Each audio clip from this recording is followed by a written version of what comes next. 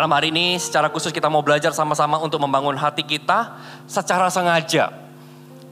Karena apa? Karena firman Tuhan jelas ketika kita bisa jaga hati kita untuk tetap benar, maka di sana kita akan melihat kehidupan kita yang ditambahkan atau kita akan melihat janji Tuhan itu bisa digenapi secara sempurna di dalam kehidupan kita. Kunci pertama selalu berbicara tentang hati kita.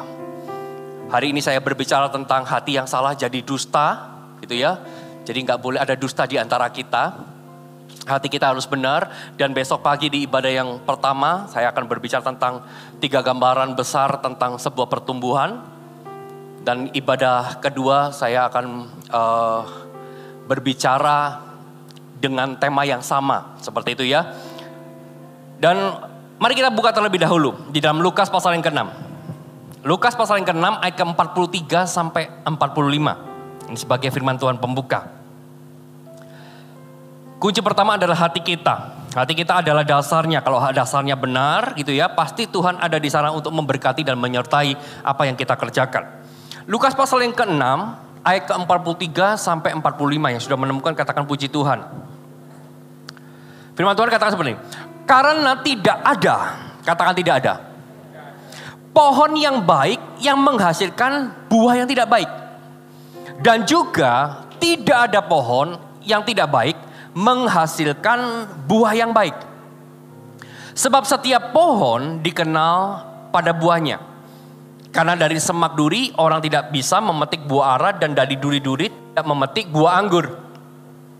Orang yang baik mengeluarkan barang yang baik dari perbendaharaan hatinya yang baik. Dan orang yang jahat mengeluarkan barang yang jahat dari perbendaharaan yang jahat. Karena yang diucapkan mulutnya meluap dari hatinya. Firman Tuhan jelas berkata karena gak ada pohon yang baik yang menghasilkan buah yang baik. Begitu juga sebaliknya pohon yang gak baik menghasilkan buah yang baik. Itu juga gak ada. Firman Tuhan mencatat dengan jelas karena apa yang diucapkan mulutnya meluap dari hatinya. Tahukah dari firman Tuhan ini kita bisa belajar, kita bisa menilai bahwa setiap hal yang kita lakukan setiap hari pusatnya dari hati kita.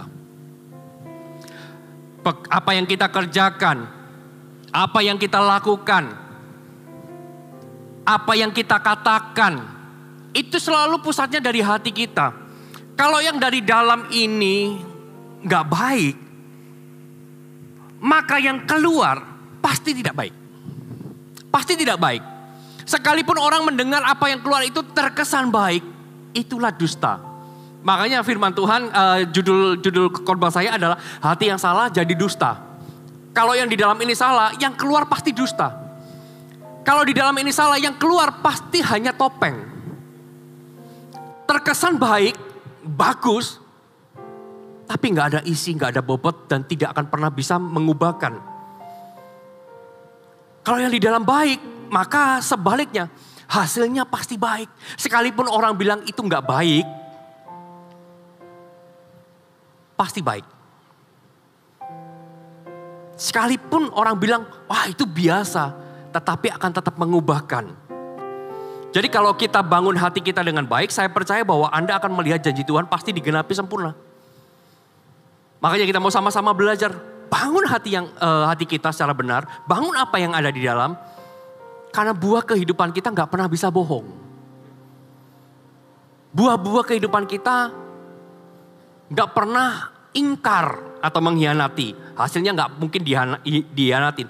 Sekalipun kita sudah melayani gitu ya. Sekalipun di luar tampak baik termasuk kata-kata kita. Tetapi kalau hati kita gak baik, yang keluar itu hanya palsu. Fiktif. Topeng. Sekalipun Tuhan bela firman-Nya gitu ya. Tapi tetap gak ada buah kehidupan di dalam kita.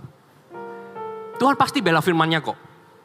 Kalau orang yang hatinya gak baik, dia tetap bisa mengucap firman dari mulutnya. Dan orang bisa mendengar, wow luar biasa ya. Dia bisa bilang luar biasa karena Tuhan bela firman yang keluar dari lidah bibir kita. Orang bisa mendengar dan diubahkan karena kita berbicara. Tetapi kita gak bertumbuh. Karena apa? Yang di dalam gak baik. Orang bisa diberkati loh. Melihat pelayanan kita orang bisa sangat diberkati. Orang sangat diberkati tapi kitanya gak bertumbuh, kan aneh. Sesuatu yang aneh. Makanya seringkali kita bisa melihat ada orang yang punya hasil pelayanan kepada orang lain, tapi buat diri sendiri gak ada pertumbuhan. Pernah lihat yang seperti itu Bapak Saudara? Banyak. Pelayanannya bagus, orang bilang wah ini pelayanan oke, tapi di dalam pernikahannya hancur-hancuran. Di rumah habis-habisan. Dan hal ini pernah terjadi dalam satu peristiwa ketika kebangunan rohani pertama, yaitu di dalam zaman Kisah Para Rasul. Kisah Para Rasul pasal keempat ayat ke-32 sampai 37 dicatat aja, saya nggak membaca firman Tuhan ini. Tapi ini adalah cara hidup jemaat pertama, bagaimana dikatakan bahwa orang-orang pada waktu itu mereka bersatu, mereka sehati sepikir, mereka nggak egois, mereka peduli satu dengan yang lain, mereka berbagi, mereka berada di dalam sebuah kegerakan rasul-rasul yang begitu besar. Mereka hidup di dalam kasih karunia yang melimpah, gak ada yang minder. Mereka hidup berkecukupan, bahkan melimpah. Bahkan mereka memberi buat Tuhan di dalam kegerakan, meletakkan hasil penjualan di bawah kaki para rasul. Itu yang terjadi. Ada sebuah kebangunan rohani, ada sebuah kegerakan pada waktu itu. Dan semua orang bersatu hati, mereka sehati sepikir. Mereka bergerak bersama-sama. Sampai tiba-tiba muncullah pribadi yang bernama Ananias dan Safira. Sampai muncullah Ananias dan Safira yang coba bergabung dengan mereka. Kisah Para Rasul 5 ayat yang pertama sampai ayat yang ke-11. Kita buka sama-sama. Kisah Para Rasul pasal ke-5 ayat yang pertama sampai ayat yang ke-11. Firman Tuhan katakan seperti ini. Sudah ketemu semua Bapak Saudara? Amin. Ada seorang lain yang bernama Ananias. Ia beserta istrinya Safira menjual sebidang tanah. Dengan setahu istrinya ia menahan sebagian dari hasil penjualan itu dan sebagian lain dibawa dan diletakkannya di depan kaki para rasul. Tetapi Petrus berkata, Ananias, mengapa hatimu dikuasai iblis sehingga engkau mendustai Roh Kudus dan menahan sebagian dari hasil penjualan tanah tersebut, tanah itu. Selama tanah itu tidak dijual, bukankah itu tetap kepunyaanmu? Dan setelah dijual, bukankah hasilnya itu tetap di dalam kuasamu? Mengapa engkau merencanakan perbuatan itu di dalam hatimu? Engkau bukan mendustai manusia tetapi mendustai Allah. Ketika mendengar perkataan itu, rebahlah Ananias dan putuslah nyawanya. Maka sangatlah ketakutan semua orang yang mendengar hal itu. Lalu datanglah beberapa orang muda, mereka mengampani mayat itu, mengusungnya keluar dan pergi menguburnya. Dan kira-kira 3 jam kemudian masuklah istri Ananias. Tetapi ia tidak tahu apa yang telah terjadi kepada suaminya. Lalu kata Petrus kepadanya, katakanlah kepadaku, dengan harga sekiankah tanah itu kamu jual? Lalu jawab perempuan itu, betul sekian. Kata Petrus, mengapa kamu berdua bersepakat untuk mencobai roh Tuhan? Lihatlah, orang-orang yang baru mengubur suamimu berdiri di depan pintu dan mereka akan mengusung kau juga keluar. Lalu rebahlah perempuan itu seketika itu juga di depan kaki Petrus dan putuslah nyawanya. Ketika orang-orang muda itu masuk, mereka mendapati dia sudah mati. Lalu mereka mengusungnya keluar dan menguburnya di samping suaminya. Maka sangat ketakutanlah seluruh jemaat dan semua orang yang mendengar hal itu. Katakan amin. Bapak ibu saudara, banyak orang gagal di dalam janji Tuhan bukan karena mereka gak bisa meraih janji Tuhan. Tapi banyak orang gagal di dalam janji Tuhan karena mereka gak taat. Bukan karena mereka gak bisa loh. Ananias dan Safira punya kemampuan untuk masuk di dalam kegerakan dan mengambil janji Tuhan di dalam kehidupannya. Ananias dan Safira punya kemampuan untuk bisa sampai kepada apa yang Tuhan janjikan. Bukan karena gak bisa, tapi karena mereka gak taat. Mereka gak taat. Apa yang mau sama-sama kita pelajari dari firman Tuhan ini? Perhatikan ayat 2. Dengan setahu istrinya, ia menahan sebagian dari hasil penjualan itu. Katakan setahu istrinya, siapa yang sudah menikah? Bisa angkat tangannya. Wow, sudah banyak yang menikah. Dengan setahu istrinya, ia menahan sebagian dari hasil penjualan itu. Ada kong kali kong di dalam pernikahan mereka. Poin saya yang pertama apa yang bisa kita pelajari? Belajarlah jujur dengan berkat yang Tuhan berikan di dalam hidupmu. Belajar jujur. Jujur di dalam berkat Tuhan adalah bagaimana kita bisa dipercaya. Kita bisa mengelola dan kita bisa terbuka di hadapan Tuhan. Itu artinya jujur dengan berkat yang Tuhan berikan. Kita gak bisa menipu Tuhan dengan berkat yang telah kita terima. Karena semua yang kita terima, itu pemberian Tuhan. Itu semua loh cuman titipan. Kalau kita sudah menikah, maka pernikahan kita juga pertama-tama harus jujur di dalam hal keuangan. Khususnya di hadapan Tuhan. Kita harus terbuka di hadapan Tuhan. Di dalam setiap berkat yang Tuhan terima, Tuhan titipkan melalui pernikahan kita. Suami dan istri pertama harus terbuka di dalam hal keuangan kepada Tuhan, baru mereka bisa terbuka satu sama lain, berkat pernikahan bisa terjadi di sana. Tapi kuncinya, soal keuangan harus clear. Beda dengan Ananias dan Safira. Dengan setahu istrinya, ia menahan sebagian dari hasil penjualan itu. Mereka gak sepakat di dalam hal keuangan di hadapan Tuhan. Apa yang suaminya lakukan, istrinya tahu. Dan istrinya juga mendukung di sana. Kita mesti ingat bahwa segala sesuatu adalah pemberian Allah. Kita ini hanya bendahara yang dipercaya untuk mengelola. Semua bukan milik kita loh. Kita cuma diberikan kesempatan, dipercaya lebih besar daripada orang lain. Kita harus belajar berikan apa yang harus diberikan kepada Tuhan dan sesama. Kelola apa yang bisa dikelola karena kita hanya orang-orang yang dipercaya. Kepada Tuhan bisa berbicara tentang persepuluhan kita.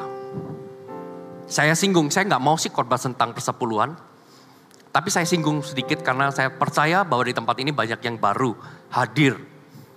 Baru menggabungkan diri menjadi jemaat Gereja Mawar Syaron. Kami semua gembala hamba Tuhan Gereja Mawar Syaron tidak menerima persepuluhan. Kami hidup dari berkat yang sudah diterima fixed salary every month, setiap bulannya. Makanya kalau saya berbicara tentang keuangan, saya berani. Kenapa? Karena saya gak terima uangnya.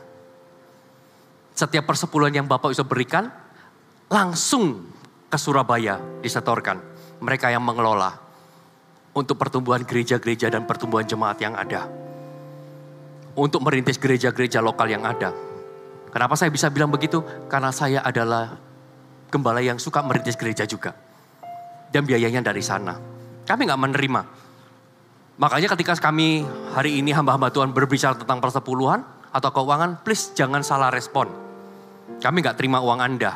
Bahkan saya gembala gak pernah lihat hitung uangnya. Yang hitung adalah tim yang sudah dipercaya dan saya cuma terima laporannya saja. Jadi bentuk uangnya seperti apa? Ya tahulah kalau bentuk uangnya semua sama. Kalau bilang bentuknya nggak tahu kan itu nggak mungkin. Bentuknya saya tahu. Tapi lihat fisiknya saya nggak lihat. Bendahara yang dipercaya kasih saya laporan sudah bentuk print-printan. Kalau dijual nggak laku. Sudah bentuknya print-printan dan saya cek, saya dan istri, dan kami tanda tangan dan itu langsung disetorkan. Dan selalu ada audit juga. Persepuluhan kami rekeningnya langsung rekening Surabaya. Bukan atas nama saya. Jadi kalau berbicara soal keuangan kami aman, safe. Kepada Tuhan bisa berbicara persepuluhan, persembahan, janji iman dan lain-lain. Kepada sesama apa yang bisa kita lakukan ya lakukan. Karena kita pengelola. Kalau berbicara tentang persepuluhan, seringkali mungkin pro dan kontra. Ada hamba-hamba yang berkata persepuluhan itu bukan wajib. Gak wajib, gak ada di dalam firman Tuhan. Persepuluhan apakah kewajiban? Jika Alkitab tidak mewajibkan, pertanyaannya mengapa diajarkan? Bisa tangkap sesuatu? Bisa? Tapi kalau wajib, kenapa nggak ditulis wajib? Kalau nggak wajib, atau persepuluhan itu salah, harusnya firman Tuhan jelas katakan tidak ada persepuluhan karena itu berdosa dan itu salah. Tapi firman Tuhan nggak ada tuh yang tulis bahwa persepuluhan salah. Ada nggak yang tulis persepuluhan salah? Nggak ada. Karena jika itu salah, Alkitab pasti melarang. Kami hamba Tuhan tidak menerima persepuluhan, kami juga memberi persepuluhan. Kami juga memberi. Kalau bisa tanya, tokoh-tokoh dalam Alkitab, apakah mereka persepuluhan? Kalau mereka persepuluhan, kenapa nggak ditulis gitu ya? Hanya sebagian yang ditulis. Kembali lagi, persepuluhan itu kembali kepada pribadi masing-masing. Karena persepuluhan itu hubungan antara kita dengan Tuhan. Persepuluhan itu salah satu bentuk ibadah kita masing-masing. Persembahan kita kepada Tuhan. Jadi nggak perlulah kita beritakan. Termasuk tokoh Alkitab kalau dia mau kasih persepuluhan, nggak perlu juga dicatat. Nggak perlu digembor-gemborkan juga. Nggak perlu diumumkan, cukup hanya kita dan Tuhan saja yang tahu. Betul? Cukup hanya kita dan Tuhan aja yang tahu. Boleh nggak tidak memberi persepuluhan? Kalau mau memberi, go ahead, silakan memberi. Tapi kalau nggak mau memberi, please. Jangan menjadi batu sandungan bagi yang mau memberi. Karena gak mau memberi, terserah. Karena level kadar iman seseorang beda-beda. Tapi kalau kita gak memberi, please jangan pengaruhi yang lain. Iman orang lain. Gak ada di dalam Alkitab. Itu cuma akal-akalan. Kami tidak akal-akalan. Tapi itu firman Tuhan. Itu firman Tuhan. Apakah kalau nggak memberi persepuluhan itu berarti mencuri dari Allah? Ingat Bapak Saudara, segala sesuatu yang kau terima itu berasal dari Allah. Kita tidak bisa mencuri sesuatu dari Tuhan. Berkat yang kau terima dari Tuhan semua, kau bisa dicuri? Gak bisa. Itu iman kita. Itu ibadah kita. Tapi saya selalu punya prinsip gini. Persepuluhan itu selalu berbicara seperti gini. Kenapa kayak banyak gereja ajarkan tentang persepuluhan itu kayak ditakut-takuti. Kalau kamu gak kasih, kamu nanti berdosa loh. Gak diberkati Tuhan loh. Apakah itu salah? Saya rasa setiap orang punya pengalaman iman masing-masing. Sama seperti ini. Bapak Saudara punya anak gitu ya. Bilang sama anaknya, jangan makan permen banyak-banyak loh, nanti batuk. Apakah itu benar? Kalau makan permen banyak bisa batuk? Belum tentu, kita bukan dokter kok. Itu kan hanya dari pengalaman. Ada orang-orang yang anak-anak yang makan permen setiap hari gak batuk juga ada. Tapi ada juga makan satu langsung batuk. Jangan makan es krim banyak-banyak. Nanti gemuk. Apakah semua betul? Belum tentu juga. Karena ada orang-orang yang makan es krim setiap hari, gak gemuk-gemuk juga.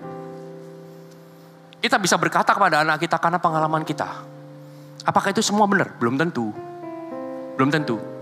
Tapi kita semua punya pengalaman, makanya itu yang diajarkan. Karena kekristenan bukan cuma pengetahuan, tapi juga pengalaman. Kalau pengalaman gak penting, Bapak bisa lihat koran, yang dicari apa? Minimal pengalaman 2 tahun. Lowongan pekerjaan. Berarti pengalaman penting apa enggak? Penting. Belajar jujur, terbuka kepada Tuhan. Di dalam keuangan. Di dalam pengelolaan. Kalau kita bisa membantu orang lain, bantu. Jangan kita berkata, aku gak bisa.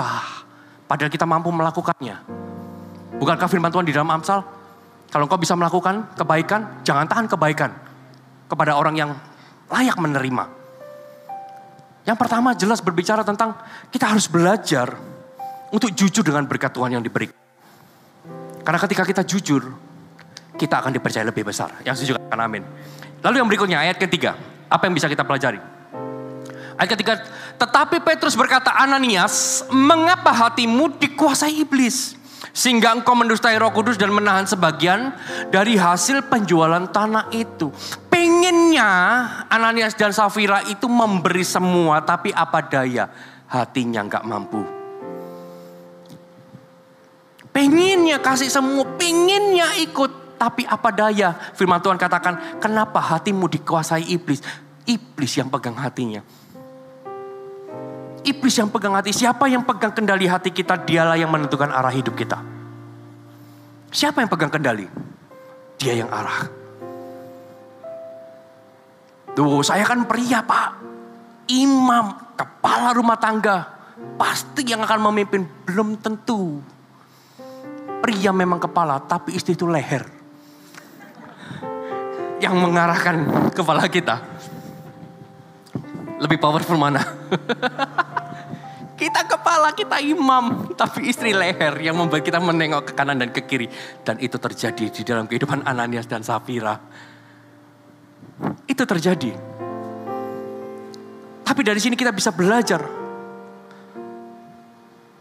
Bahwa membangun hati lebih baik daripada sekedar membangun ministry. Kenapa bisa saya katakan seperti itu? Karena Ananias dan Safira ini melihat sebelumnya, kalau kita baca ayat sebelumnya ada seorang yang bernama Barnabas. Dia jual semuanya, dia letakkan keseluruhannya di bawah kaki para rasul-rasul. Dan orang-orang di sekitar bilang, wow, it's amazing. Ananias dan Safira melihat, wow, ini baru ministry. Orang bilang, wow, dia juga jual, tapi sayang, yang dia bangun hanya ministry. Bukan hatinya. Makanya dia kasih setengah. Barnabas, dia gak cuma sekedar bangun ministry, tapi dia bangun hatinya utuh buat Tuhan. Makanya kalau kita melayani, kita gak sedang membangun ministry kita, tapi membangun hati kita. Jangan hanya bangun yang di luar, tapi lupa yang penting ada di dalam. Hati kita ini lebih penting daripada pelayanan yang tampak di luar. Hati kita ini lebih penting. Ananias hanya bangun yang kelihatan orang, tapi lupa hatinya gak dijaga. Di dalam pelayanan kita pun juga sama, Bapak Ibu. Jangan hanya bangun pelayanan ministry kita, tapi kita lupa yang di dalam gak dibangun. Kita hanya pengen dilihat orang bahwa aku sudah melayani, aku baik-baik saja. Tetapi di rumah kekudusan, no way. Gak ada kekudusan. Hati kita, hidup kita ini lebih berharga daripada sekedar ministry. Ananias dan Safira berusaha bergabung dengan orang-orang pada masa itu, termasuk Ananias juga mau melakukan apa yang Barnabas lakukan, tapi beda tujuan. Barnabas melakukan dengan hati yang benar, tapi Ananias hanya melakukan agar orang lain melihat.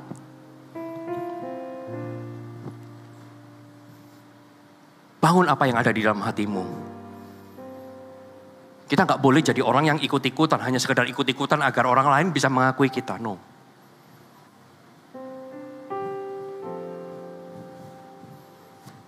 Kita melakukan kebaikan, kita melakukan sesuatu hanya karena pengen dilihat. No. Kalau kebenaran dalam hati kita mengendalikan hidup kita, maka kita akan turut ada bersama-sama Tuhan. Tetapi jika bukan, maka kita hanya ikut-ikutan. Bukan turut bersama Tuhan, tapi ikut-ikutan.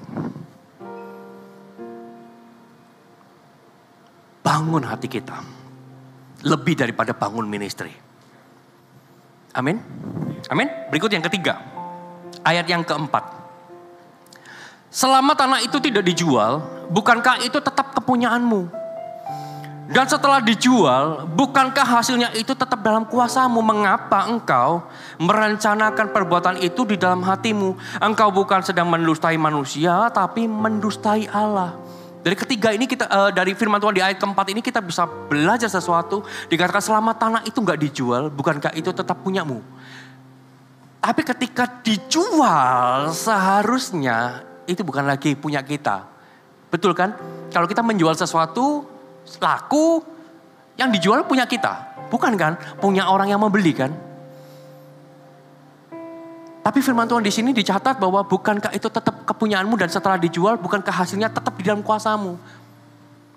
Artinya kalau kita mau memberi kepada Tuhan, jangan setengah-setengah.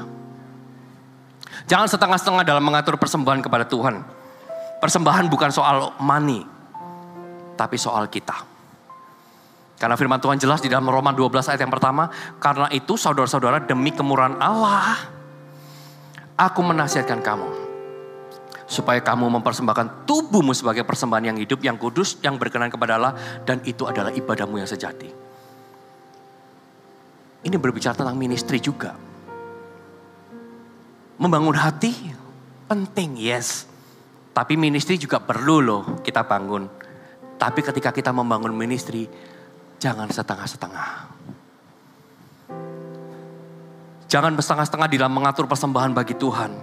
Ini soal sikap hati kita di hadapan Tuhan. Kalau kita punya kesempatan untuk melayani, beri yang terbaik. Jangan setengah-setengah. Beri waktu yang terbaik, jangan yang sisa-sisa. Karena seringkali kalau kita mau melayani, selalu tunggu punya waktu. Sedangkan kita tahu, melayani Tuhan itu privilege, kita meluangkan waktu. Bukan cari waktu, tapi meluangkan waktu, itu yang tepat. Kalau tunggu ada waktu, doa saya sebagai gembala, Tuhan berkati jemaatku, tambah lama, tambah besar. Tambah luar biasa. Kalau Anda diberkati, otomatis pasti tidak punya waktu. Apakah saya harus berdoa sebaliknya untuk Anda punya menyediakan waktu? Kan gak mungkin. Gak mungkin. Itu bukan saya. Saya berdoanya Anda semakin besar. Tapi Tuhan juga sama. Kalau membuat Anda bisa melayani, bisa meluangkan waktu, harus didoakan sebaliknya. Yaitu cara Tuhan, bukan cara saya. Kedaulatan Tuhan pula, bukan. Kalau saya selalu berdoanya yang baik. Kalau kita punya kesempatan untuk melayani, layani Tuhan. Beri waktu yang terbaik. Kalau melayani Tuhan itu adalah agenda penting di dalam hidup kita, maka waktu yang terbaik, sikap hati yang terbaik, persembahan yang terbaik, respon yang terbaik, dan sukacita itulah yang kita bawa. Pasti itu yang kita bawa. Waktu yang terbaik kita persembahkan di saat orang lain mungkin masih tidur, kita udah bangun pagi-pagi melayani Tuhan.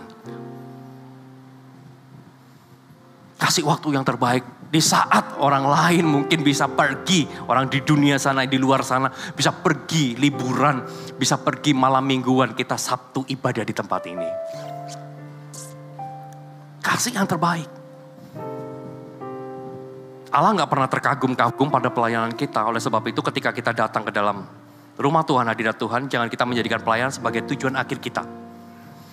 Tapi targetkan pertumbuhan rohani di dalam hidup kita.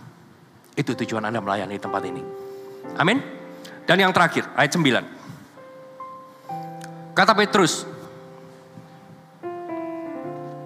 mengapa kamu berdua bersepakat untuk mencobai roh Tuhan? Menurut Bapak Saudara, roh Tuhan itu bisa dicobai enggak? Bisa dicobai enggak? Roh Tuhan bisa dicobai enggak? Halo? Siapa yang bilang bisa, angkat tangannya? Siapa bilang enggak bisa, angkat tangannya? Terus yang angkat tangan Anda pilih yang mana? Coba sekali lagi, lihat kanan kirinya. Yang bilang bisa, angkat tangan. Yang bilang enggak bisa, angkat tangan. Nah ini lebih banyak, coba tetap angkat tangan, coba lihat kanan kiri yang gak angkat tangan. Coba tanyain, kamu pilih yang mana? Pilih yang... Roh Tuhan gak bisa dicobai.